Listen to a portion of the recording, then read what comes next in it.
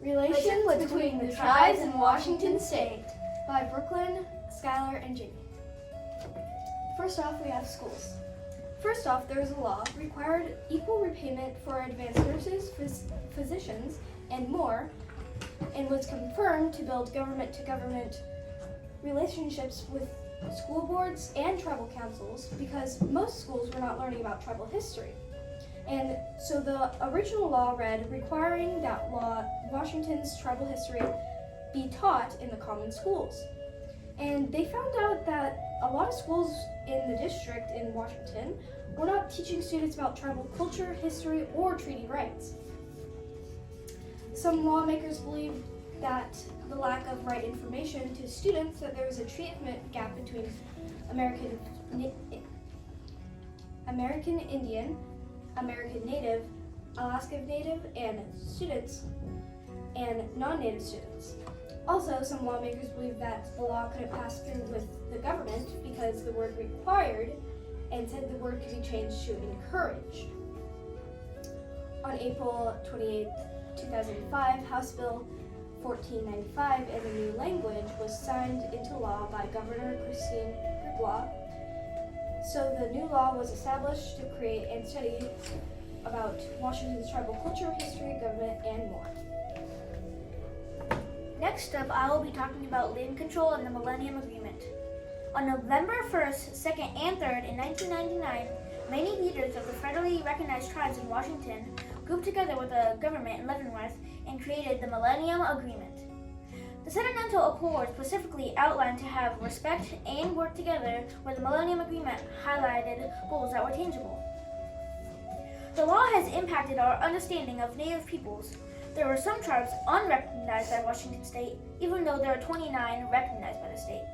On August 4th, 1989, the tribes that were recognized by the state and the governor gathered to improve relations together and become a better community. A very effective perk of the Millennium Agreement was educating kids in the schools of Washington about the tribes. The federal government, state government, and tribes all have equal leadership on Washington land.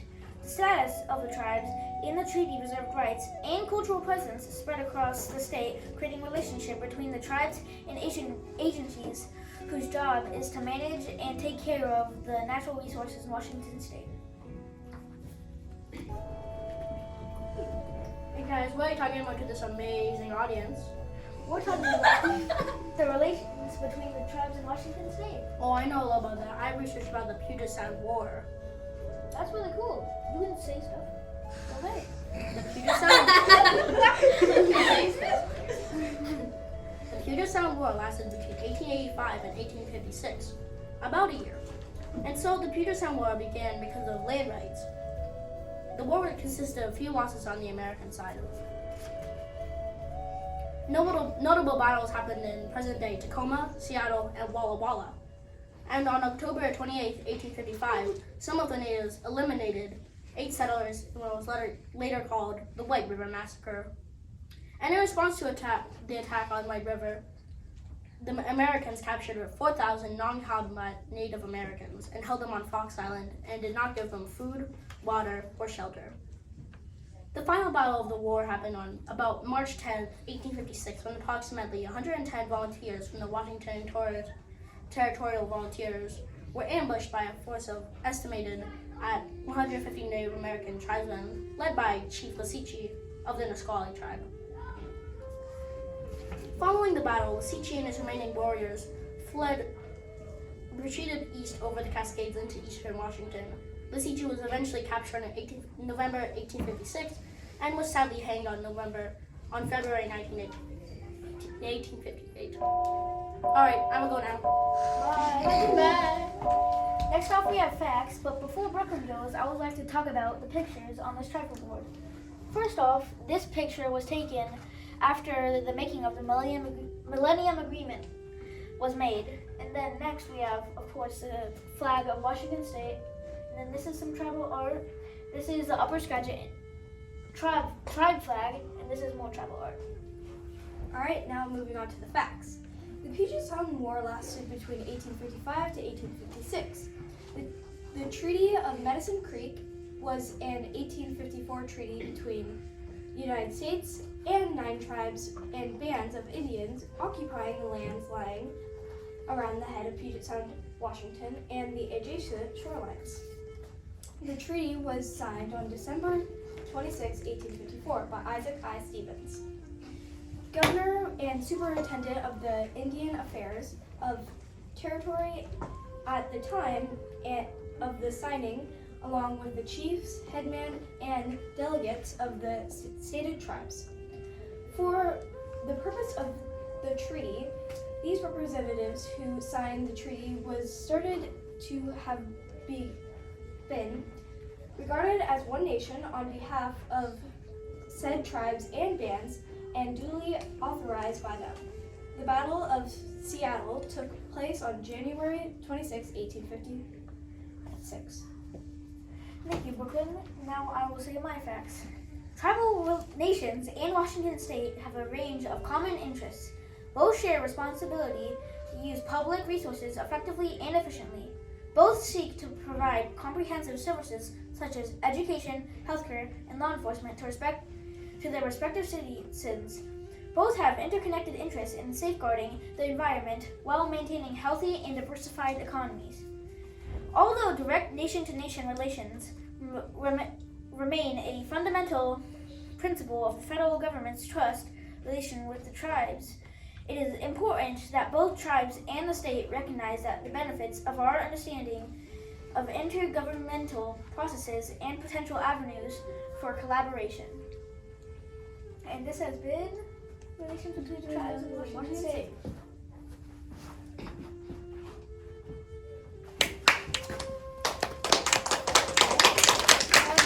Very nice. Wow. Hello, and welcome to our presentation about Billy Frank Jr. Hello, welcome. My name is Chloe, and this is Elmira. and this is Leon. Now on to the intro. Do you know who Billy Frank Jr. is? What he did and why is he so important to our tribes today? Well, if you didn't, that's okay, because we didn't know before we made this presentation either. So we're going to learn about this together. Let's jump in, shall we? Table.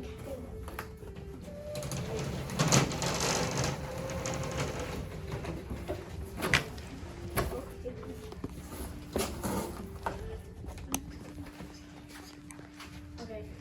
First, let's start off with the early life. Billy Frank Jr. was born on March 9th, 1931, on the bank of the Nisqually River in Washington State. Billy Frank Jr. was a Nisqually tribe member who would always fight to accomplish that the United States government would honor the promise made in the treaty rights with the Washington tribes.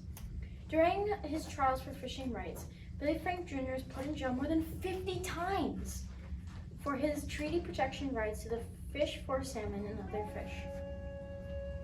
The first time he was arrested when he was just 14, he helped to manage the fish-ins as he protested, where he and others told them firmly that treaty rights can fish in their usual places, a right that had been placed on Medicine Creek. His activism and perseverance made the way for the bold decision and in the United States. Washington, which made sure the right of Washington State treaty tribes to take up half of the salmon on the west side of Washington. Now we're moving on to Billy Frank Jr. Day. Billy Frank Jr. Day is actually just his birthday. Billy Frank Jr.'s birthday is on March 9th. The Pierce County Council made March 9th as Billy Frank Jr. Day in the Pierce County. They made this resolution just in 2023. The Native American activist Billy Frank Jr. of the Nisqually tribe played a main role in the fish wars of the 60s and the 70s, resulting in the landmark decision of making sure tribal fishing rights. Now let's move on to accomplishments.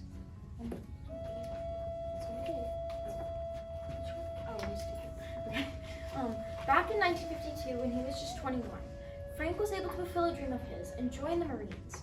Frank was so proud that he was able to accomplish this. after about 2 years in the corps in 1954, he returned back to his roots, fishing in the 6 acres of trust property along the river that his father had acquired in 1919.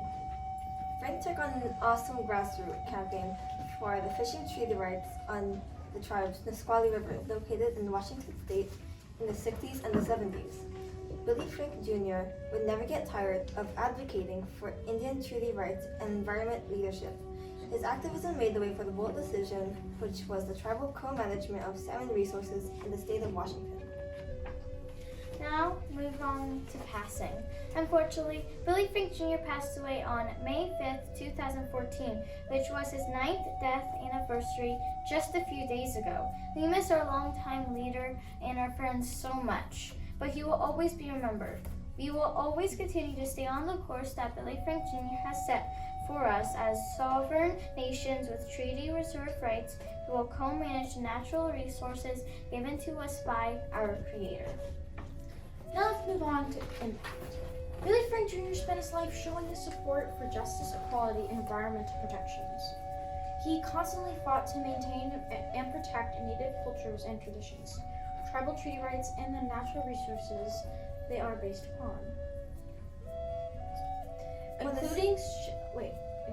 Including shellfish and fish. Even though the never-ending hate and hostility, Billy Frank Jr. worked repeatedly to protect salmon so that Washingtons could enjoy another benefits of the salmon. When the salmon rates dropped so low to the point where salmon was known as threatened under the Federal Endangered Species Act, Billy Frank Jr. chose to publicly voice his support to group people together to reverse the damage. His never-ending work to perfect salmon was based on helping people understand that tribal treaty rights will help recover salmon and will benefit the entire society and economy in many positive ways. Now, moving on to honors. On the Saxon Tribe Island, on a street leading the tribe's way to raw material building, which was named Billy Frank Jr. Way. Billy Frank Jr. was honored with many awards for his years or even decade-long fights for his justice and preservation for the environment. They gave him the Presidential Medal of Freedom, the Common Cause Award for Human Rights Efforts, and the Albert Schweitzer Award Prize for Humanitarianism, the American Indian Distinguished Service Award, the 2006 Wallace Stegner Award, and the Washington State Environmental Excellence Award. So, before we conclude our presentation, we will talk about the pictures. These two are Billy Frank Jr., one of him catching fish, and one of him when he was older. And the rest of them are tribal art from his tribe, which is the Nisqually tribe. Now on to our conclusion. As you can see, Billy Frank Jr. was a remarkable person and had a huge impact on the right to fish and treaty rights. Frank did incredible things and will always be remembered. And that concludes our presentation about Billy Frank Jr.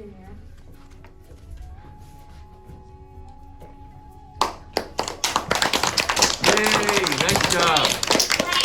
Great job. Intro. Hi, I'm Eric, and this is Fiona. And that's Cheyenne. And we're the Confronting Challenges and Equities group.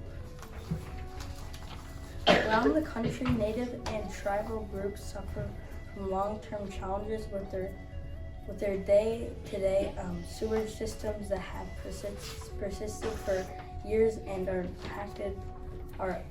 impacted by poverty, remote location system, racism, workforce issues, and the need for additional education support.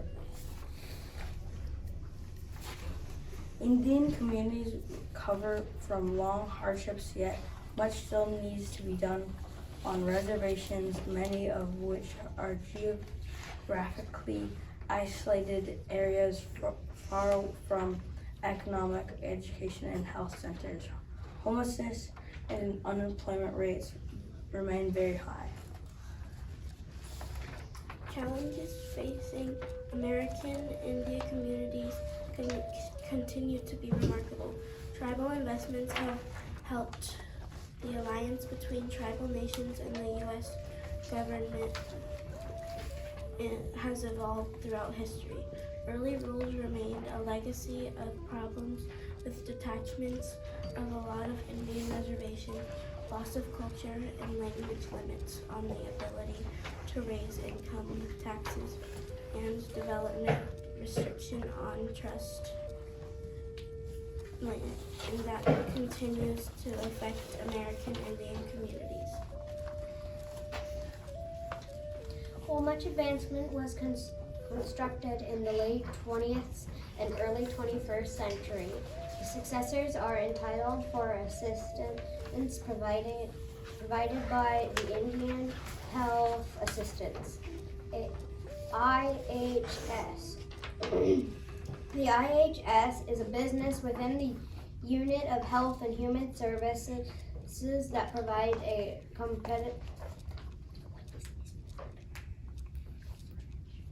comprehensive health service delivery system for approximately 2.56 million of the nation's estimated 5.2 million American Indians and Alaskan Native strive for larger tribal involvements is in meeting the health needs of its service population who live largely on or near reservations and in rural groups, mostly in the western United States and Alaska.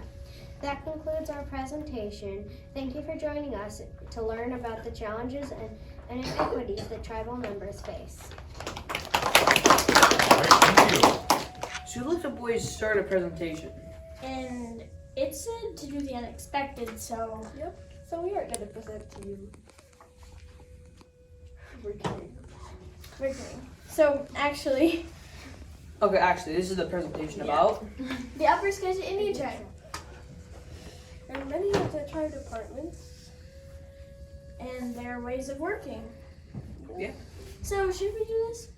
Whatever. We are going to do this, so let's just get into it. So, what is the Upper Skagit Indian Tribe? Well, the Upper Skagit people are descendants from Aboriginal bands that inhabited 11 villages from the foothills to the Puget Sound.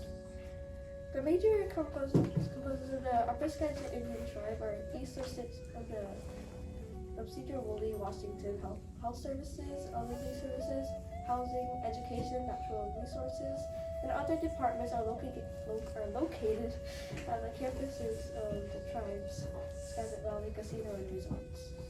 The Upper Skagit Reservation lies in the uplands of the Skagit River Valley, east of Cedar Woolley in Skagit County and near Exit 236 along Interstate 5, just north of Burlington, near Alger.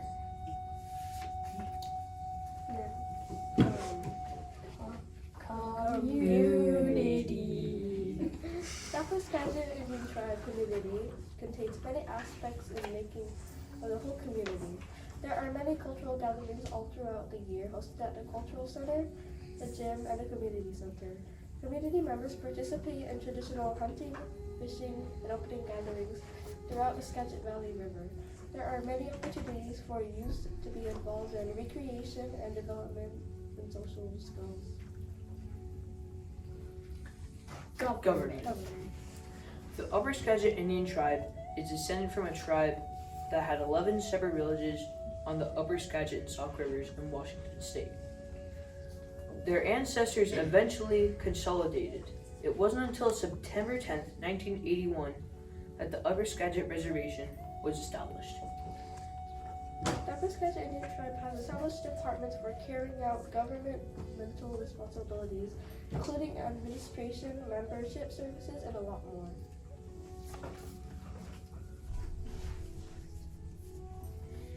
Education. The Education Department provides social needs of the Upper Skagit community youth. In addition, the Education Department operates programs for eligible students that wish to pursue their education at a higher education, vocational education organization.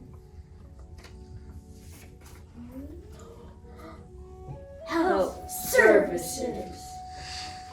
The Upper Skagit Indian Tribal Health Clinic in general provides care and behavioral health services to qualified members of the Upper Skagit. Other federally recognized Indian tribes also live in the tribe service area. Natural resources. Natural are natural or natural resources. NRD's mission is to manage, protect, and strengthen natural resources to keep the tribe's fishing, hunting, and gathering rights. The NRD is responsible for providing technical and policy support for directing and conserving.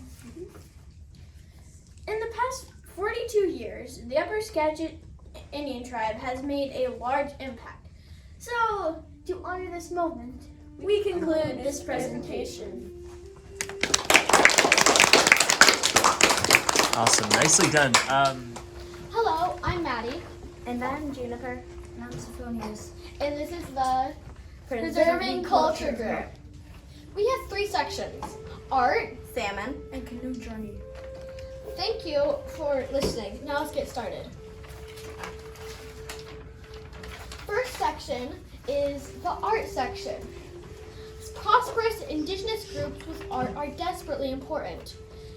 American Indian tribes have developed over thousands of years. Today, tribes in Washington are working to ensure Native culture continues to be an essential part of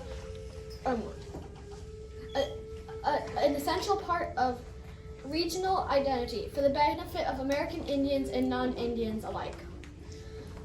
This is attained by funding museums, art and culture centers, elder programs, school programs, song and dance, language programs, carving and weaving, traditional food and medicine programs, and other tribal building efforts. And next, we have the canoe journey section. The canoe journey is a celebrated cultural tradition in the Pacific Northwest and a revival of a traditional method of transportation. Attained tribes welcome as many as 15,000 people and 100 canoes for a week-long celebration. This is a picture of people in a canoe on canoe journey. Entrants learn a traditional canoe carving and decorating and learn to work together as a canoe family. Canoe families take turns telling stories, singing, drumming, and performing dances. Each year, a different nation hosts canoe journey depending on distance. The trip can take up to a month. Next is salmon. Salmon play an important role in the region's ecosystem. Salmon return from the ocean, giving nutrients to rivers, feeding wildlife, and enhancing forests. Salmon have shaped the lives of American Indians, influencing their cultures, interactions with other tribes, and fishing mechanization. The picture below this paragraph is a picture of a coho salmon.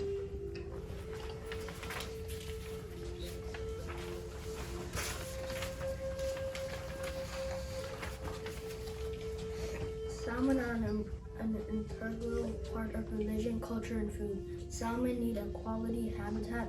Harvest exploitation is only effective if there are equally strong efforts to restore salmon habitats. Salmon are strong despite dams, pollution, predators, climate change, and many more struggles. They never stop trying to return home. The picture after that paragraph is a school of Chinook salmon.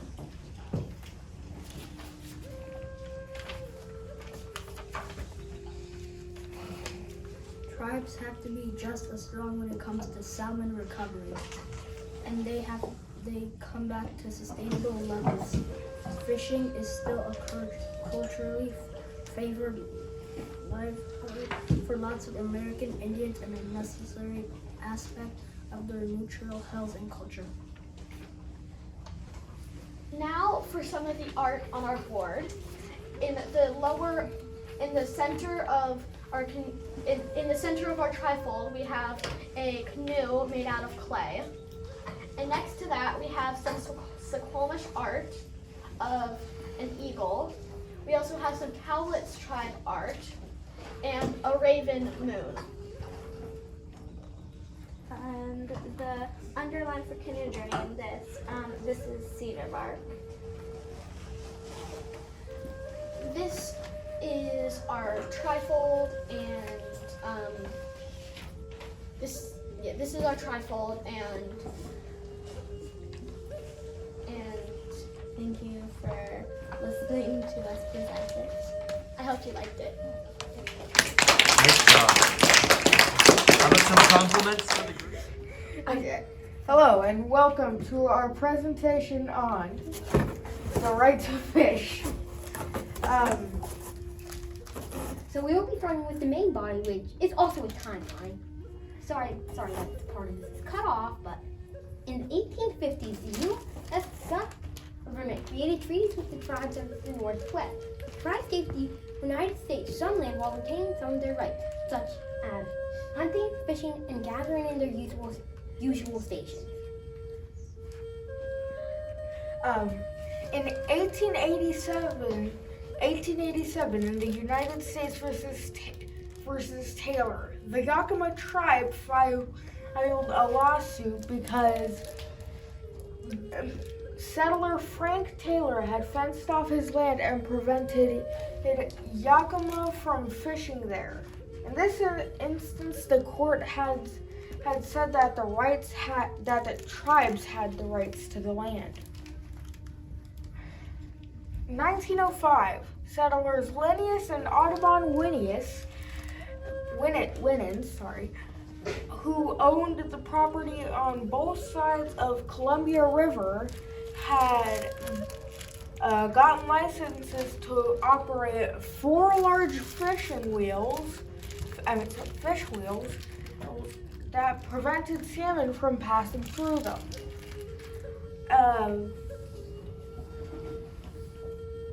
The wheels made fish inaccessible to the tribes. The Winans also banned anyone from crossing their land, removing the ability to fish from the tribes. A trial court decided that the Winans could ban others from their property, including land that had been given by the treaty rights. In 1914, Hubert Brothers Company, which was an Oregon salmon conveyor, tried to prevent Yakima tribe members from fishing on the south side of the Columbia River, close to Celia Falls. In the United States was a Hubert Brothers Company. The U.S. enlarged both fishing and hunting rights outside of territory ceded by the tribe. Fish wheels were later banned in Oregon in 1926 and Washington in 1934, causing Hubert Brothers Company to seek fishing assistance from the tribal members. Unfortunately, the quantity of money the company paid the tribal members for their fish wasn't exactly fair.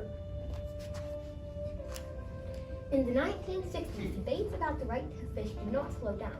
The tribes people had frequently been accused for the shrinking fish amounts because of this. The laws that protected their rights to go fishing were ignored. Sometimes tribal people, even children and women, got pursued, punched, and tear gassed just to stop the tribes people from fishing. Meanwhile, the civil rights movement swept across the U.S. Both African Americans and the tribes wanted equality. The tribes people participated in freedom rides and civil rights marches, just like the supporters of other groups of people seeking recognition of rights did. On June 24th, 1974, a character committee made up of people from the Western tribes got together to create a constitution for the Northwest Indian Fisheries Commission. The Constitution and bylaws were made to develop dissent to continue fighting for the right to fish in isolated agreements and trials. Treaties from the 1850s that had previously protected the tribe's right to fish had gotten lost due to both commercial and sports fishermen who were not native. Wait, I lost my place. Following the boat decision, commercial and sport fishermen who were not native were limited in their ability to fish.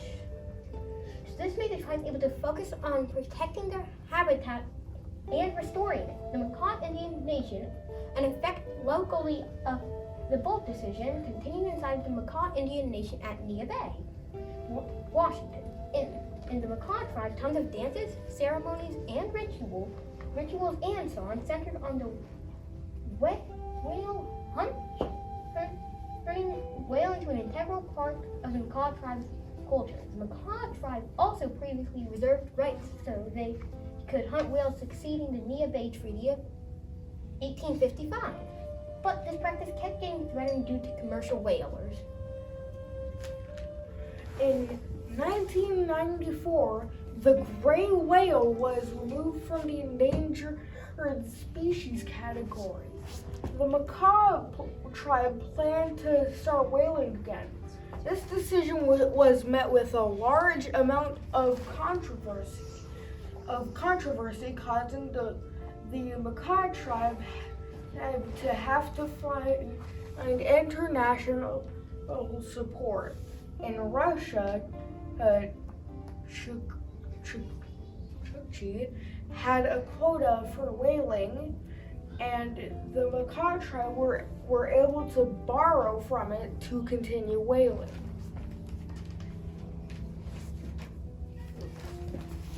Now, it's time for the fun facts.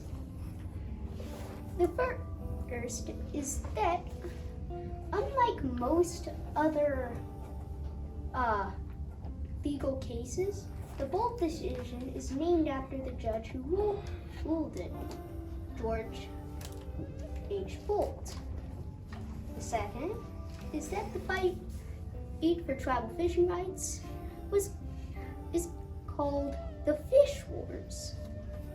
The third is that fishermen actually sent Bolt hate letters. And the fourth is that some white fishermen used the fishing protest against the tribes. And now, any questions? Hi, I'm Esther, this is Zona and Quinn, and our group will be talking about enriching people. Yeah, we are going to be talking about enriching people, and now on to Zona to tell you a little bit more on enriching people. To enrich the lives of their members, Washington Native tribes hope for excellent schools, safe communities, reliable roads and transportation, and housing for all. They rely on Washington's federal governments with the purpose of helping their tribal citizens. Luckily, governments are working with tribes to make funds that are enriching lives today. Transportation. A long time ago, the canoe was the main transportation for Native people, but now they're used less commonly. Here are some reasons that people might use canoes: traveling, hunting, fishing, and trading goods. And now on to canoes. When on a canoe, tantalum shells were used as currency in case it got wet, as paper money is more vulnerable. Canoe making. The canoe is a vital part of Native culture. It is carved out of wood and it can be 8 to 80 feet long. When fishing on a canoe, the canoe is most commonly known as a fishing canoe, but it can also be known as a salmon canoe. There are many types of canoes, like the fishing canoe, the freight canoe, and the shovel-nosed canoe, and many more. While the federal government has increases in their tribal public safety funding, the responsibility still rests with tribal, state, and local governments. Education. The education of Native people is very important and interesting. They learn how to make their own baskets, clothes, and headbands, and many more. Basket weaving. Making baskets takes several stages, which means it takes a long time. They learn how to strip the bark, then they thin it, repeat several times until they have a weavable material. This they weave into a basket. Healthcare is very important to Native and non-Native people. The Washington state government has been working on providing better health care for tribal members. Now, on to housing. It might be surprising that current Native houses are almost exactly like ours. Some have short roofs and a very long blade. This is where they get their name, Long House. And that's our presentation for enriching people.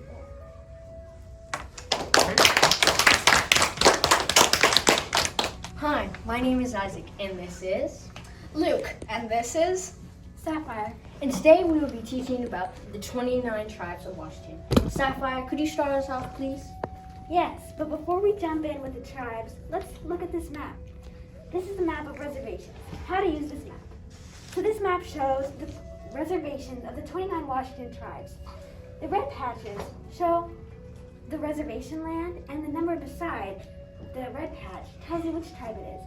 So if you see the number 1 on the map, then you'll know it is the reservation of the Chehalis tribe. And speaking of the Chehalis tribe, let's start with the Chehalis tribe. So, the Chehalis reservation has more than 800 members and has an area of 4,400 acres in southwest Washington. The Chehalis tribe is one of the largest number of employees, working at a waterside park, hotels, a casino/hotel resort, convenience stores, an RV park, and a construction company. Number 2, Colville. Located right here. The Colville Reservation is comprised of 12 tribes that live in north central Washington. The tribes has more than 9,500 members and is a whopping 1.4 million acre reservation. Its diverse enterprise includes gaming, hotel, recreation, and tourism. Rental, construction, and wood products make a lot of money. Number 3, Cowlitz, located right here. The Cowlitz Indian tribe has been a recognized tribe since 2000 and received its first reservation in 2015. Cowlitz operated the nearly 400,000 square foot casino, employing over 1,500 as one of the region's largest employers.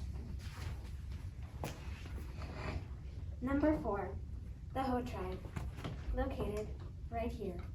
And the Ho tribe has 443 acres of reservation land on the Pacific coast at the mouth of the Ho River. The Ho tribe mostly depends on fishing, and the tribe manages resources for the environmental, cultural, and economic benefit of the tribe and neighbors in the Ho River. Next we will have up number 5. Located right... Where is it located? Where is it located? Wait, Number 5? Located right there. Jamestown, Scallum. The tribal government operates businesses. Oh, okay, it's gonna make me start. Okay.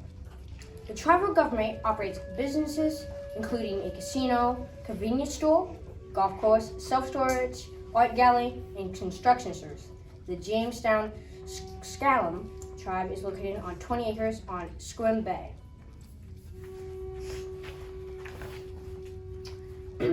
Number 6, Kalispah, located right here. The Kalispah tribe has 4,557 acres along the Pend Oreille River north of Spokane.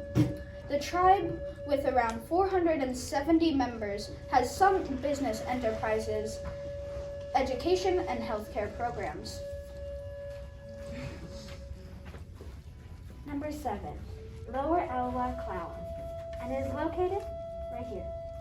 The lower part of the Elwha Clallam tribe is located on roughly 1,000 acres, and the tribe's industry includes a casino and some programs in the casino. Sir, do you have my tickets, sir? Yeah, for Lummi. Oh, yes, Lummi. Oh, thank you, sir. Number 8, Lummi. located right right there. The Lummi Nation is the third largest tribe in Washington, with a 13,000-acre reservation. The Northwest Indian College is located on the Lummi Reservation. Lummi operates a 105-room hotel with convention and meeting spaces and casinos and rental outlets. Number 9, Macaw, located right here. The Macaw Indian Tribe Sanctuary is located at the bay at the most northwest point of the United States, not including outside states like Alaska and Hawaii. The Macaw people rely heavily on the ocean and the forest to help run the tribe by having many jobs from the ocean and forest. Now it is time for number 10, Muckleshoot, located right here. The Muckleshoot Indian Tribe, with more than 3,000 members, has a reservation in southeast King County. The tribe operates major enterprises, including Muckleshoot Seafood Products, the White River Amphitheater, Emerald Downs, and the Muckleshoot Casino. Number 11, Nisqually, located right here. This tribe has at least over 650 members. Many of these live on the Nisqually Reservation, located in Thurston County. The tribe runs a casino and is one of the largest employers in their county and work to protect the animal habitat. Number 12, located right here. The Nooksack tribe has about 2,000 members. Its reservation is located in Thurston County. Fishing plays an important role in their culture, and the Nooksack works to regulate fishing to help protect the environment.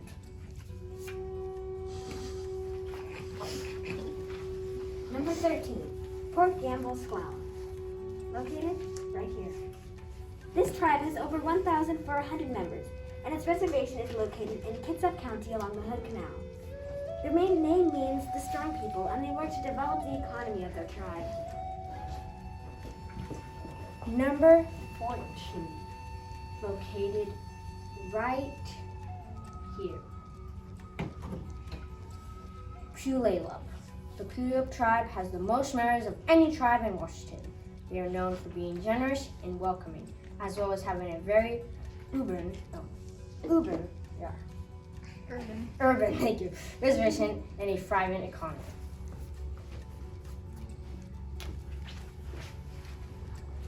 Number 15, Quiute, located right here.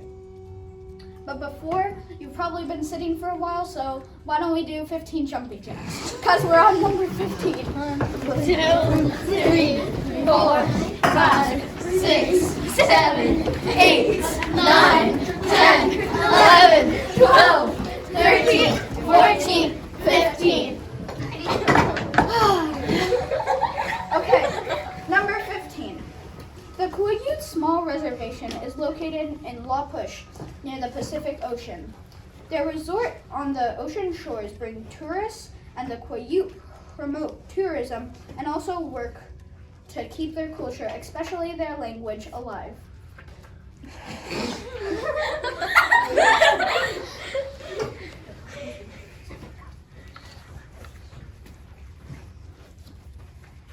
Number 13. Oh, okay. Now, before let's talk about something that is important to all of the tribes. When it comes to the 29 Washington tribes, fish are very important.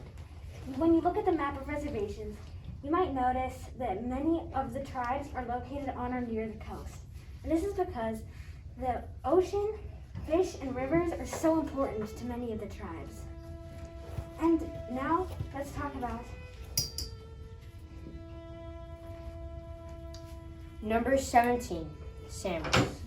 The Samis Indian tribe's homeland is near Anacortes in Skagit County.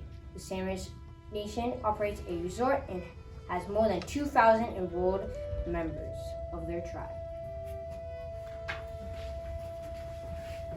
Number 18, Sauk-Suiattle. The Sauk-Suiattle tribe has roughly 300 members and a 34-acre reservation in Snohomish County, and they employ about 100 people. Every year they host a tribal powwow and participate in the canoe journey. Number 19, Shoalwater Bay, located right here. The Shoalwater Bay tribe is located in the Pacific County area and is a major employer. The reservation sits in the middle of two tectonic plates, so the tribe has to be ready for emergencies, and they recently built an evacuation tower.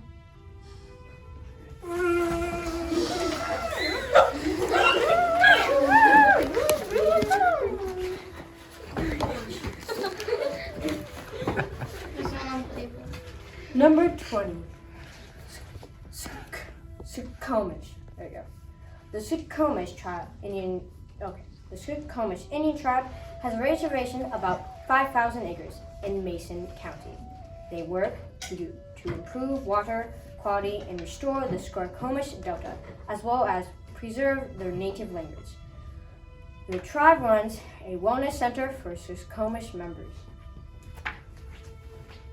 Now, anyone? 21. Good job.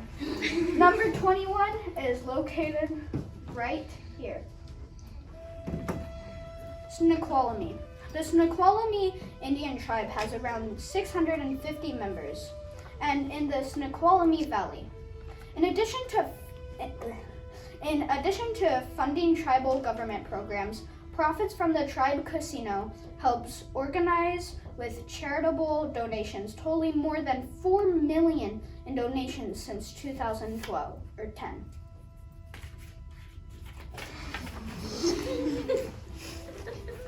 Number 22, Spokane, located right here. The Spokane Tribe of Indians Reservation is 159,000 acres in eastern Washington. The tribe has about 2,800 members. In 1858, with no treaty established or adequate communications from the federal government, the Spokanes defended their people and country as U.S. soldiers marched through their country. Number 23, Squaxin Island. Number 23 is located right here. The Squaxin Island tribe is at the south end of Puget Sound. The tribe is about 930 members, and the reservation has Squaxin Island and 6 acres of land at Kamoshi. The tribe operates a casino, hotel, and rental service. Number 24, Stillaguamish. Located right here, pretty close to us. I think one of the closest. The Stillaguamish tribe of Indians has more than 230 members in Snohomish County. Tribal enterprises include a casino, hotel, and retail services. The tribe investigates significant resources in maintaining natural resources like management of a fish hatchery, restores Chinook and coho salmon, and the tribe's marine stewardship and shellfish program. Number 25, Suquamish, located right here. The Suquamish tribe is located on the Port of Madison Indian Reservation in North Kitsap County. The tribe's economic growth agency, Port Madison Enterprises, is the second largest private employer in Kitsap County with 750 employees. Number 26, Swinomish, Freemer left, with more than 250 employees in tribal government and about 450 employees in its casino, resorts, and other economic enterprises. Number 27, Tulalip, located right here. The Tulalip tribes of Washington is at the Tulalip Reservation around Everett. The Tulalip Reservation is 22,000 acres where 2,000 of its 4,000 members live. They operate many enterprises such as the Tulalip Resort Casino and the Quoketa Village.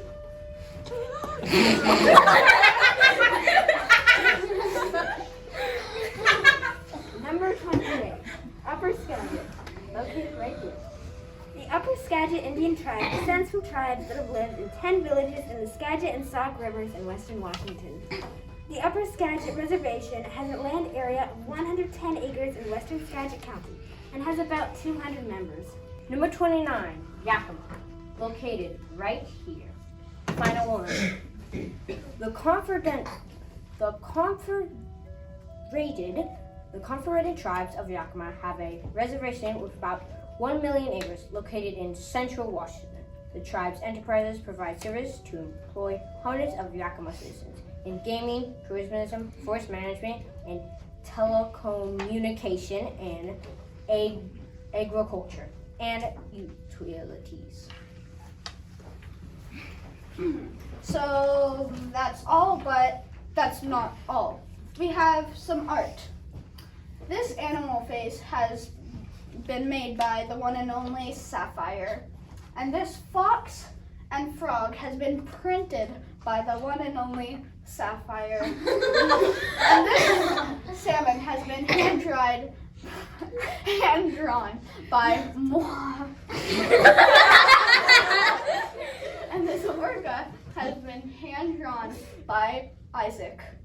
The symbol of the Colville tribes and the symbol of the Puyallup tribes. And over here, members of the Yakima tribe. And I believe that concludes our presentation. Thank you all. Hi, I'm Miles, this is Blake, and this is Camille. We are the Caring for Communities group, and we're going to talk to you about how the tribes and how you can care for the communities. First off, this is how to help tribes. Providing adequate housing, especially for low-income families and the elderly, is the top priority for all Washington tribes. Tribes are constructing new homes and apartments throughout the state to meet this critical need. You can donate to charities that support indigenous communities. You can also start a fundraiser for indigenous charities. And volunteer your time to indigenous organizations. Then there's charitable giving. The tribal governments that operate Class 3 gaming facilities make donations that support charitable organizations, local governments, smoking cessation, and problem gaming programs. In the past 10 years, thousands of organizations, from school districts to local first-hand responder agencies, to food banks, to performing arts organizations, have received millions from the tribes. And there's 13.1 million donated to charity, 10.5 million granted to government, fire, and police, 2.5 million given to help stop smoking, and 3.4 million given to problem gaming programs.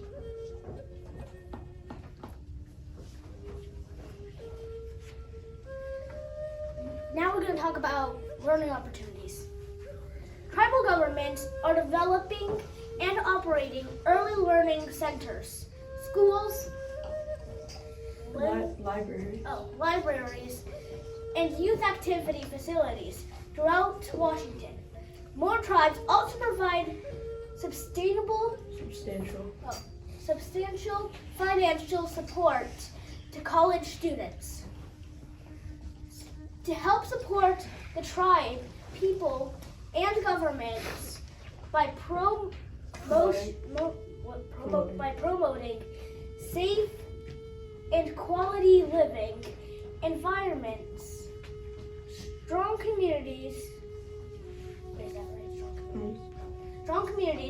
self-sufficient, and individual rights, while enhancing protection of lives, prosperity, and well-being of American Indian and Alaska Natives. Now we're going to talk about the fire policing government support. A fire protection district cannot refuse to provide fire and emergency services to people or property within the reservation of a federally recognized Indian tribe. The charges by a fire protection district for providing services relating to property that is untaxed within the reservation of a federally recognized Indian tribe may be negotiated between the tribe and the fire protection district. The fire protection districts lack the authority to unilaterally impose fees upon tribes, but incentives exist for both sides to come to an agreement.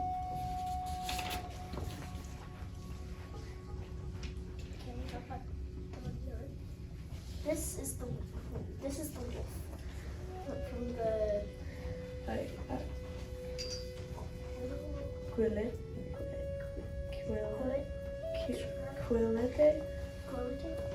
and it symbolizes loyalty and strong family. And wait, what is that? Yeah. Strong family. Over here we have the eagle from the Navajo tribe, which symbolizes honesty, truth, majesty, strength, courage, wisdom, power, and freedom. This is the bee from all tribes around the Pacific Northwest, and it symbolizes honesty and willingness. This here is the crane from the tribe of Anishinaabe, and the Cheyennes. Wait, is it Cheyennes? Mm-hmm. And the Cheyennes, and they symbolize. Mm-hmm. Oh, and they symbolize leadership, skill at speaking. And over here we have the salmon from all the native tribes around the Pacific Northwest, which the salmon symbolizes abundance and fertility, prosperity, and renewal. This is a bear from all Pacific Northwest tribes. It's a symbol for power, courage, physical strength, and leadership. And that concludes our presentation for caring for communities. Make sure you care for communities too. Okay, thank you. Do we have a... Hi, I'm Ollie. I'm Cheyenne. And I'm Zepsi. And this is the Q&A and Conclusions Trifold. This trifold will be covering some questions you have, and there will also be the conclusion. So let's get started. So Shai, I have a question for you. What is a federal Indian reservation? Military, public, and Indian reservations are all different types of federal lands in the United States. A federal Indian reservation is a piece of land that has been set aside for a tribe or tribes as their permanent tribal homelands through a treaty, other agreement with the United States, executive order, federal statute, or administrative action, and where the federal government holds title to the land in trust on the tribe's behalf. That's really interesting. Thanks for asking my question. Okay, so Shai, I have a question for you, and I've been wondering this for a long time since I've heard a lot of people call people of tribes this. Is it disrespectful to call Native Americans Indians? This United States Constitution uses the phrase Indian tribe. The phrase Indian is not insulting. Many American Indians identify as either Indians, American Indians, or Alaska Natives. Over time, several words and word combinations have been employed. Native American people are widespread. Some Native Americans prefer identifying as a member of their tribe. Okay, and I have a question for you, Ollie. Why is salmon so important to Washington Indian tribes? Well, to answer your question, salmon are important to these tribes because in their belief, salmon is a valuable gift from the Creator. It is used for decor, art, food, literature, heritage, and celebrations. Okay. What did Native Americans hunt, Ollie? They hunted fish, bison, ducks, deer, and other animals. They also gathered food such as blueberries, strawberries, chestnuts, and walnuts. Okay, and I have another question for you. Does the U.S. still make treaties with tribes? No, as of 1871, Congress ceased negotiating treaties with Indian tribes. Since then, congressional legislation, executive orders, and executive agreements have institutionalized and or codified connections with Indian tribes. Okay. So, Sochi, I have a question for you. Yep. What are some resources that Native Americans used a long time ago and still use today? Well, they used animal skin, such as like deer skin, for clothes and for shelter. They also used saplings and leaves. For food, they farmed, hunted, and fished. In order to do that, they used materials such as rocks, twine, bark, and oyster shells. It's really interesting. Thanks for asking my question. Sochi, can Native Americans in the United States vote? Native Americans in the United States have the same right to vote as U.S. citizens. They didn't always have the right to vote, though. It was until 1924 they were granted U.S. citizenship and voting rights. I have another question for you. How do tribal citizens govern themselves? Okay, for thousands of years, American Indians and Alaska Natives governed themselves through tribal laws, cultural traditions, religious customs, and kinship systems, such as clans and societies. Today, most modern tribal governments are organized democratically, that is, with an elected leadership. That's really interesting. Thanks for asking my question. So now we're going to move on to these images we have. So the first one here is In and Out by Mariella Zacharias. The In and Out sculpture by Mariella mixes painting and sculpture. The rippling fabric-like form is created with plaster and window screen that has been sculpted. Zacharias incorporates historical shapes and motifs into the painting and she creates for her sculptures. This is the Chevron frog mask. You're probably wondering, what is the frog mask? Well, I'm here to tell you that. Artist Robert James Shopper used the Tlingit Native Alaskan and Eskimo aesthetic traditions as inspiration for Chevron frog mask as he explored the contemporary context of his Tlingit cultural identity.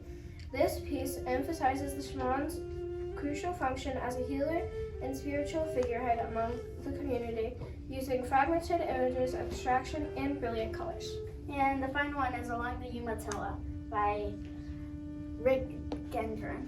Through collaboration with Okanagan School District, this piece of art was purchased for the State of Art collection. And that is our trifold. Yay! What am I? Oh.